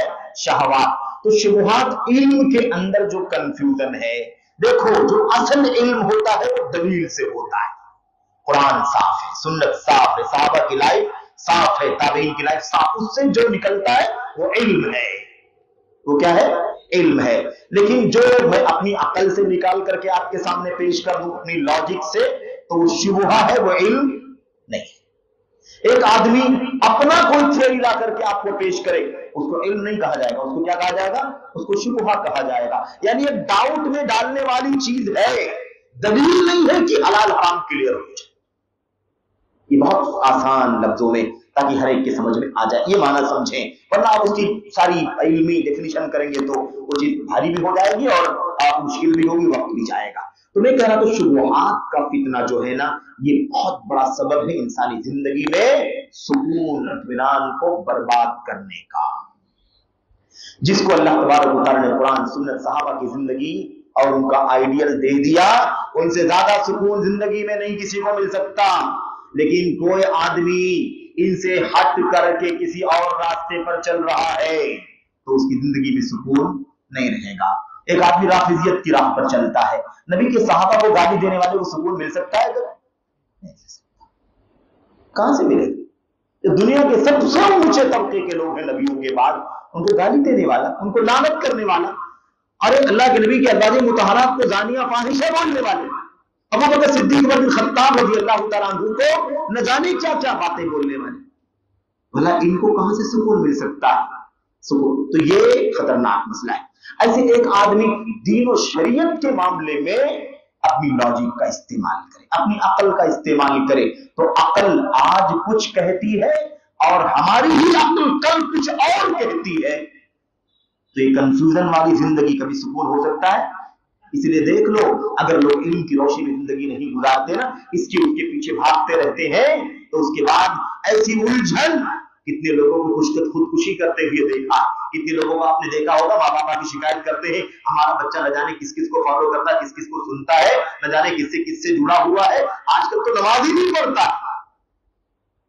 عجیب شبہ ہے, کہتا ہندوستان میں ہے, ہندوستان اسلامی ملک تھوڑی نا کہ یہاں نماز پڑھا جائے. بات سمجھ میں آگے کہ نہیں؟ اس قسم کی یہ سب کیا نتیجہ ہے؟ شبہات. تو انسانی زندگی میں اگر علم اصلی نہیں ہے, اگر اس کے اندر شبہات ہیں, عقل پرستی ہے, لاجک ہے, یا ایسے ہی جتنے فرقے باطل دنیا میں پیدا ہو گئے ہیں ان کی تھیوری, ان کے نظریات پر اگر انسان چلتا ہے تو بھی انسان کی زندگی میں سکون نہیں مل سکتا ہے. یہ ایک بہت موٹے انداز میں بات کہہ کر کے ہم آگے بڑھ رہے ہیں. اسی لیے ضروری ہے کہ علم حاصل کریں, علم, شبہہ نہیں, علم حاصل کریں, اور علم کو علم کے سورس سے حاصل کریں. علم کتاب کا نام ہے, سنت کا نام ہے, علم نبی کے صحابہ کرام کے آئیڈیل کا نام ہے. حضرات تابعین کہا کرتے تھے ما العلم وجاء عن اصحاب النبی صلی اللہ علیہ وسلم وما لم یجد عن اصحاب رسول اللہ فلیس بعلم. علم وہ ہے جو نبی کے صحابہ کی طرف سے آئے, جو نبی کے صحابہ کی طرف سے نہ آئے وہ علم نہیں ہے. یہ صحابہ کرام کی آئیڈیل ہونے کا سب سے بڑا نمونہ ہے کہ جو علم ان کے ذریعے سے آتا ہے، انہوں نے قرآن کو کیسے سمجھا، انہوں نے سنت کو کیسے سمجھا، کیسے پریکٹیکل کیا، وہ جو بتائیں گے وہ علم ہے۔ باقی لوگ الگ الگ فرقوں میں الگ الگ نقش قدم پر الگ الگ آئیڈیل پر چلتے ہیں، ایسے لوگ کبھی علم کی روشنی میں نہیں آ سکتے۔ اس لیے جتنے بھی انحرافات آج کل چلتے ہیں، ان تمام کا بنیادی سبب ہے اصل علم سے دور ہو جانا، شبہات کے پیچھے بھاگنا، شبہات کے پیچھے بھاگنا، بھٹکنا۔ یاد رکھیں یہ سب سے خطرناک، آج کے دور کا سب سے خطرناک مسئلہ ہے، کیونکہ نبی کریم صلی اللہ علیہ وسلم نے اپنی امت کو پیشین گوئی کر دی تھی، آپ نے اپنی امت کو پیشین گوئی کر دی تھی، اور آپ نے بتلایا تھا کہ ایک زمانہ آئے گا کہ علماء اٹھا لیے جائیں گے، جہلا باقی بچیں گے، اور ان کے پیچھے چلیں گے، یہ خود بھی گمراہ رہیں گے، پیچھے چلنے والے کو بھی گمراہ کریں گے۔ یہ پیشین گوئی ہے، پیشین گوئی سے ضروری ہے کہ علم کو علم کے سورس سے حاصل کیا جائے، علم کو اہل علم سے حاصل کیا جائے۔ مجھے آج تک یہ مسئلہ سمجھ میں نہیں آیا، بہت سارے ایسے بھائی ہیں جو حقیقت میں معصوم ہے، قابل رحم ہے، قابل ترس ہے، ایسا نہیں کہ وہ کوئی غضب اور غصہ ان کے اوپر اتارا جائے، اس پوزیشن میں ہے، واقعی قابل ترس ہے۔ وہ کہتے ہیں فلاں فلاں کو ہم فالو کرتے ہیں، تو آپ لوگ کیوں منع کرتے ہیں؟ میں کہتا ہوں آج تک کسی نے یہ بات تو نہیں مانی ہوگی کہ اسے آپریشن کرانا ہے تو وہ عالم صاحب کے پاس آ جائے کہ عالم صاحب آپ ہی آپریشن کر دیجیے ہارٹ کا۔ کوئی اس کے لیے راضی ہوتا ہے؟ کوئی اس کے لیے راضی نہیں ہوتا۔ سوال یہ پیدا ہوتا ہے جب ایک آدمی اپنے میڈیکل کی پرابلم آپریشن کا کسی عالم سے، حافظ سے اگر نہیں حل کرواتا ہے تو بھلا دین اور عقیدے کا مسئلہ کسی جاہل انجینئر سے کیسے حل کرواتا ہے، ڈاکٹر سے کیسے حل کروانے کے لیے راضی ہو جاتا ہے؟ اپنے گھر کا اسٹرکچر بنانے سے پہلے آرکیٹیکٹ کا پلان آتا ہے، وہ پلان آپ نے کسی حافظ صاحب سے بنوایا ہے کبھی؟ آدمی سوچتا ہے کہ ایکسپرٹ آدمی کو ڈھونڈو جو اچھا سے اچھا پلان بنائے۔ تو تعجب ہوتا ہے کہ آدمی اپنی دنیا کے لیے اتنی فکر کرتا ہے کہ بھئی بہت پرفیکٹ آدمی ہونا چاہیے تاکہ ہمارا کام نہ بگڑ جائے، اور دین کے معاملے میں اتنا آزاد ہو گیا ہے کہ اس کو فکر ہی نہیں کہ میرا عقیدہ بگڑ جائے گا، میرا ایمان چلا جائے گا، میرا عمل برباد ہو جائے گا، اور نہ جانے کیسے کیسے انحرافات میں ڈوب جاؤں۔ عجیب و غریب صورتحال بن گئی۔ خیر، شہوات کا فتنہ، آخری بات میں ختم کر رہا ہوں۔ شہوات کا فتنہ، جب ہماری اور آپ کی زندگی میں شہوتوں کا فتنہ ہوگا، شہوتوں میں کئی چیزیں آتی ہیں، شہوت میں صرف اور صرف جنسیات اور سیکس والے مسائل ہی نہیں آتے ہیں، اس کے اندر مال بھی آتا ہے، لیکن مال کے بارے میں ہم ذکر کر چکے ہیں۔ مال کی خواہش، مال کی چاہت، شہوت کے معنی چاہت کے ہوتے ہیں۔ اب اگر وہ جنسیات کی چاہت ہے تو جنسیات کی چاہت، مال کی چاہت ہے تو مال کی چاہت۔ تو اگر کسی زندگی کے اندر یہ شہوت آئے جو جنسی شہوت ہوتی ہے، تو جہاں جنسی شہوتیں حرام راستے پر چل رہی ہوں، اس وقت زندگی میں، اس آدمی کی زندگی میں کبھی راحت، کبھی سکون نہیں آ سکتا۔ زناکاری، بدکاری، فحاشی، غیر محارم سے رابطے، تعلقات۔ نبی نے فرمایا تمہاری آنکھیں بھی زنا کرتی ہیں، تمہارے کان بھی زنا کرتے، تمہارے ہاتھ بھی زنا کرتے، تمہارے پیر بھی زنا کرتے۔ تمہاری آنکھوں کی زنا کسی حرام کو دیکھنا ہے، تمہارے کانوں کا زنا حرام سننا ہے، تمہارے ہاتھوں کا زنا حرام کو ہاتھ لگانا ہے، تمہارے پیروں کا زنا حرام کام کی طرف چلنا ہے۔ اللہ کے نبی نے فرمایا یہ سارے کام یہ سب زنا کرتے ہیں، اور اس کے بعد آخر میں شرمگاہ سے اس کا فیصلہ ہو جاتا ہے۔ یہ آج کل سوشل میڈیا کے وسائل سے بڑا آسان ہو گیا ہے، بڑا مسئلہ ہو گیا میرے بھائی، بڑا آسان ہو گیا، پتہ نہیں چلتا آدمی کس سے رابطے میں ہے اور کون کس سے، میرے بھائیوں کس قسم کے تعلقات قائم کیے ہوئے کچھ پتہ نہیں چلتا ہے انسانی زندگی میں۔ اگر یاد رکھو اگر شہوت، حرام شہوت انسانی زندگی میں ہے تو کبھی انسان کو زندگی سکون اور راحت نہیں مل سکتی ہے۔ ایک غیر محرم کے ساتھ، اور آپ کو یاد ہوگا وہ حدیث نبی کریم صلی اللہ علیہ وسلم کی، صحیح مسند احمد بن حنبل کی، ایک نوجوان اللہ کے نبی کے پاس آیا، کہا اللہ کے نبی مجھے زنا کرنے کی پرمیشن دے دیجیے، ہے نا، زنا کرنے کی اجازت دے دیجیے۔ اللہ کے نبی علیہ السلام نے سمجھ لیا کہ یہ نوجوان کیا کہنا چاہتا ہے، اس کی حالت کیا ہے اندر کی، یہ کیا سوچ رہا، یعنی کیا مطلب شہوت کے اندر یہ بھاگ رہا ہے، اس لیے زنا۔ لیکن آج کل کے ان شہوت کی راہ پر چلنے والے بہت سارے لوگوں سے، وہ نبی کے صحابہ کے زمانے کا نوجوان بہت اچھا تھا، اسے پتا تھا کہ زنا کاری حرام ہے، اور اسی لیے کہا اجازت دے دے تو میں زنا کاری کروں، یعنی حرام سمجھ رہا تھا، اس نے زنا کاری کی نہیں، نبی کے پاس آئے اجازت دے تو میں زنا کاری کروں۔ اللہ کے نبی نے مسئلہ سمجھا، آپ نے فرمایا جو تم کہہ رہے ہو زنا کاری، تو کس سے زنا کاری کرو گے؟ کسی عورت سے کرو گے نا، تو وہ عورت وہ عورت ہی ہوگی, وہ عورت کسی کی ماں ہوگی, کسی کی بہن ہوگی, کسی کی بیٹی ہوگی, کسی کی خالہ ہوگی, کسی کی پھوپھی ہوگی. تو یہ بتاؤ کہ کیا تم اس بات کے لیے راضی ہو کہ کوئی تمہاری ماں کے ساتھ زنا کرے؟ اللہ کے نبی ایسے کیسے ہو سکتا ہے میری ماں کے ساتھ کوئی زنا کرے؟ میں کبھی راضی نہیں ہو سکتا. بہن کے ساتھ نہیں راضی, بیٹی اور پھوپھی, خالہ, ماں, کسی کے ساتھ راضی نہیں. نبی نے فرمایا تو تم جس کے ساتھ زنا کاری کرو گے وہ بھی تو کسی کی ماں ہوگی, بہن ہوگی, بیٹی ہوگی, خالہ ہوگی. یہ ہے شہوت. تو شہوت انسان کی زندگی میں اور خطرناک ہے. آخری جو جملہ تھا جس کے لیے میں نے حدیث آپ کے سامنے ذکر کی, اللہ کے نبی علیہ السلام نے جو جوان سمجھ گیا, تربیت کی, سمجھایا, اللہ کے نبی سمجھ گیا, اللہ کے نبی کو قریب کیا, اس کے سر پر ہاتھ رکھا اور آپ نے دعا کرتے ہوئے فرمایا اللہم طہر قلبہ وحسن فرجہ واللہم اغفر لہ ذنبہ. 3 دعا اللہ کے نبی نے فرمایا دعا کرتے ہوئے, اے اللہ اس نوجوان کے دل کو پاک کر دے, اس نوجوان کے دل کو پاک کر دے. اے اللہ اس نوجوان کی شرمگاہ کو بدکاری, زناکاری سے محفوظ کر دے. اور تیسری چیز, اے اللہ اس کی گناہ کو بخش دے, اس کی گناہ کو معاف کر دے. اگر اس سے پہلے کوئی بدکاری کیا ہوتا تو اجازت لینے کے لیے تو نہیں آتا, نہیں کیا ہے لیکن دل میں برائی سوچا تھا اس نے, اے اللہ اس کے اس گناہ کو بھی معاف کر دے. ہونے والے گناہ کے لیے, ابھی گناہ نہیں ہوا, اگر گناہوں کی معافی مانگی جاتی ہے تو اس کا مطلب یہ بھی ہوتا ہے کہ اللہ اس کے درجات کو بلند کر دے. گناہ ہوں گے تو معاف ہوں گے, گناہ نہیں ہوں گے تو درجات بلند ہو جائیں گے, یہ معنی ہوتا ہے. اس قسم کے بہت سارے اسباب ہیں جس سے انسانی زندگی کا سکون, انسانی زندگی کی راحت کیا ہوتی ہے, برباد ہو جاتی ہے, اکارت ہو جاتی ہے.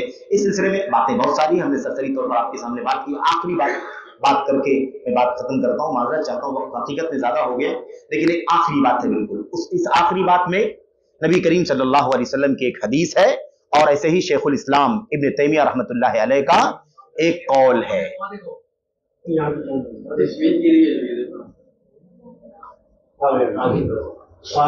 آخری بات جو آپ کے سامنے ذکر کرنی ہے, اس میں ایک حدیث ہے نبی کریم صلی اللہ علیہ وسلم کی اور شیخ الاسلام ابن تیمیہ کا ایک قول ہے. حدیث کیا ہے؟ اللہ کے نبی صلی اللہ علیہ وسلم نے فرمایا ان العبد لیحرم الرزق بذنب یصیب. کیا معنی اس کا؟ ہم بات کیا کر رہے ہیں, انسانی زندگی سے سکون برباد کرنے والی چیزیں, اسباب کیا ہیں. نبی کی حدیث کیا بیان فرماتے ہیں؟ آپ نے فرمایا بندہ گناہ کا کام کرتا ہے اور اس گناہ کی وجہ سے اس کی روزی سے اسے محروم کر دیا جاتا ہے. اب آج روزی کم ہے تو ہم لوگ اس کا حل کہیں اور تلاش کرتے ہیں, حرام راستے پر چلے جاتے ہیں, 1 نمبر 2 نمبر کے چکر میں چلے جاتے ہیں. اللہ کے نبی فرماتے ہیں ان العبد لیحرم الرزق, بندہ کبھی کبھی روزی سے محروم کر دیا جاتا ہے اس وجہ سے کہ وہ گناہ کا ارتکاب کر رہا. تو گناہ انسانی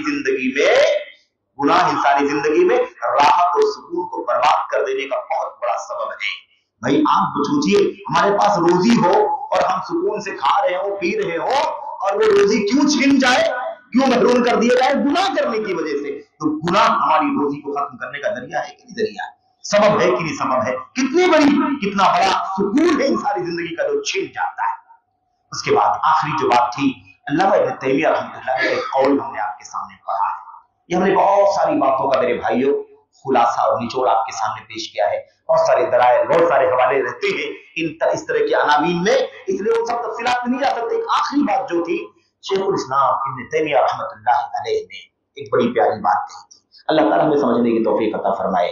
آپ نے فرمایا تھا الا ان فی الدنیا جنہ کما ان فی الآخرۃ جنہ من لم يدخل جنت الدنیا لم يدخل جنت الآخرہ. سن لو, اس دنیا میں بھی ایک جنت ہے جیسے آخرت میں وہ جنت ہے. آخرت کی جنت تم جانتے ہیں, اللہ نے وعدہ فرمایا جگہ. تو فرماتے ہیں شیخ الاسلام, کہتے ہیں آخرت میں جیسے جنت ہے نا, ایسے اس دنیا میں بھی جنت ہے. جو اس دنیا کی جنت میں داخل نہ ہوگا وہ آخرت کی جنت میں بھی داخل نہیں ہوگا. کیا مطلب ہے اس کا؟ کہاں ہے دنیا میں جنت؟ دنیا کی جنت یہ ایمان, تقوی, اخلاص, دلہیت, نیک عمل, اللہ سے قربت, انابت, توبہ, رجوع, خشوع, خضوع اور سچائی, اور اس کے علاوہ تمام اسلام کی زندگی گزارنا. جب ایک مومن سچے پکے مومن کی, عمل صالح کرنے والے مومن کی زندگی گزارتا ہے, حقیقت میں چاہے مال نہ ہو, दौलत ना हो, ओहदे मनसब ना हो, इस दुनिया में वो ईमान और अमल सालेह की जन्नत की जिंदगी गुजार रहा होता है, जिसमें अल्लाह के नबी जिंदगी गुजारते थे, जिसमें नबी के सहाबा जिंदगी गुजारते थे। वफात से पहले पहले उन सहाबा की बातों को याद करो। हमने अर्ज किया कि मौका नहीं है, बहुत सारी बातों का खुलासा है। वफात से पहले पहले रोने लगे उमर बिन खत्ताब। सहाबा ने कहा, आप क्यों रोते हैं? आपका मकाम इतना ऊंचा है, आप नबी के सहाबी हैं, शुरू में इस्लाम लाने वालों में से हैं, आप तो अल्लाह के नबी के दूसरे खलीफा थे, आपने 10 साल 10.5 साल तक इस्लाम को इतनी ताकत पहुंचाई, आपका नाम तारीख में कौन भूल सकता है? आप रो रहे हैं तो हमारा क्या हाल होगा? कहा, क्या बात करते हो, क्या बात करते हो? मैं तो इतनी तमन्ना करता हूं कि अल्लाह मेरा हिसाब ले और जो रिजल्ट बने ला लिया वला अलैया, हिसाब ये बने कि ना मुझे कुछ मिले ना मुझ पर कुछ निकले, ना मुझे कुछ मिले ना मुझ पर कुछ निकले। यानी अल्लाह ताला अगर बराबर सराबर करके जन्नत दे दे तो ये बहुत बड़ी नेमत है मेरे लिए। तो अल्लाह के नबी सल्लल्लाहु अलैहि वसल्लम और नबी के सहाबा की जो जिंदगी थी वो हमारे लिए किस कदर आइडियल है कि ये जो ईमान और तकवे की जिंदगी है, इसकी जिंदगी गुजारना दुनिया की जन्नत है मेरे भाई, दुनिया की जन्नत है। और जो इस जन्नत में जिंदगी नहीं गुजार सका उसे आखिरत में कहां से जन्नत मिलेगी? जन्नत के लिए तो ईमान, अल्लज़ीना आमनु व अमिलुस सालिहात, इन्नल्लज़ीना आमनु व अमिलुस सालिहात कानत लहुम जन्नातुल फिरदौसी नुज़ुला खालिदीना फीहा ला यबगूना अन्हा हिवला। अल्लाह तबारक व तआला ने फरमाया, जो लोग नेक अमल, ईमान, तौहीद और अमल सालिह करने वाले हैं, सुन्नत की जिंदगी गुजारने वाले हैं, उनके लिए जन्नत में अल्लाह तबारक व तआला उनकी मेजबानी फरमाएगा, यानी उन्हें उनकी मेहमानी करेगा, यानी बहसियत उनको बहसियत मेहमान अल्लाह की नेमतें उनको दी जाएंगी। तो जो दुनिया की जन्नत में दाखिल ना हुआ वो आखिरत की जन्नत में दाखिल नहीं होगा। ये हालत थी उनकी। दुनिया में आने वाली परेशानियां, तकलीफें, माल कम, दौलत कम और बहुत सारी दुश्वारियों में जिंदगी गुजार रहा है, लेकिन ईमान और तकवे की जिंदगी गुजार रहा है, तो सारी तकलीफों के बावजूद तो दुनिया की जन्नत में जिंदगी गुजार रहा है। इसलिए कैद में भी कहते थे, मुझे क्या कोई कैद करेगा। खैर मेरे भाई, बात लंबी हो जाएगी। अल्लाह से दुआ करते हैं कि अल्लाह तबारक व तआला हमें इन सरसरी चंद मोटे असबाब जो हमारी और आपकी जिंदगी में पाए जाते हैं, अल्लाह तबारक व तआला हमें इनसे अपने आप को बचाने की तौफीक अता फरमाए, और अल्लाह ताला हमारी जिंदगियों को सुख से, चैन से, इत्मीनान से, आफियत से अल्लाह तबारक व तआला भर दे, और बेइत्मीनानी से, डिप्रेशन से, टेंशन से और ऐसे ही हर तरह की उलझन से, हर तरह की बेचैनी से अल्लाह तबारक व तआला हमें नजात और आफियत अता फरमा दे।